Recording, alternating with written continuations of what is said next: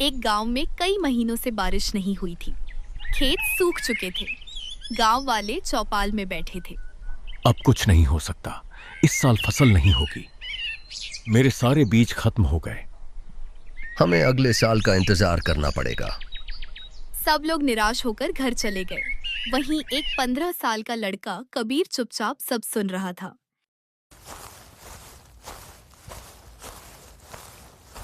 कबीर अपने घर पहुंचा।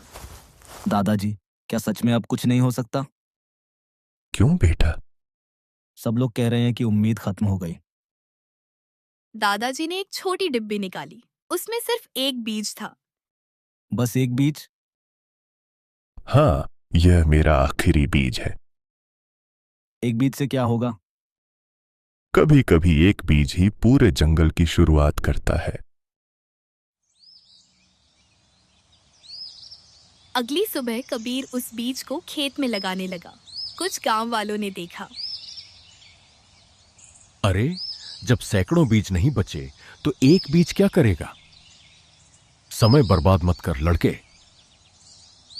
अगर कुछ नहीं होगा तो मैं हार जाऊंगा, लेकिन अगर हो गया तो? तुम सपने देख रहे हो? सपने देखना छोड़ दूं तो कोशिश भी छोड़ दूंगा। कबीर रोज उस जगह पानी डालता। एक दिन उसकी माँ बोली, बेटा, तुम रोज इतनी मेहनत क्यों करते हो?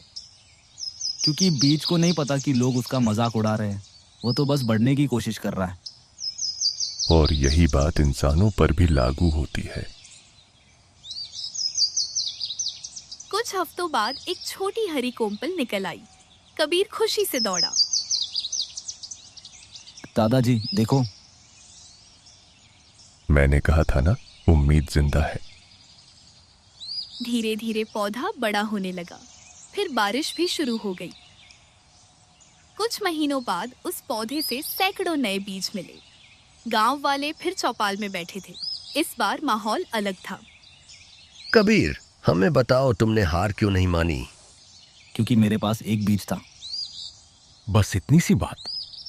नहीं, मेरे पास एक बीज और एक विश्वास था। और अगर वह बीज भी नहीं उगता तो कम से कम मुझे ये पछतावा नहीं होता कि मैंने कोशिश ही नहीं की। याद रखो, जीवन में सबसे खतरनाक चीज असफलता नहीं है। सबसे खतरनाक चीज है कोशिश करने से पहले हार मान लेना। गांव वालों ने तालियां बजाई।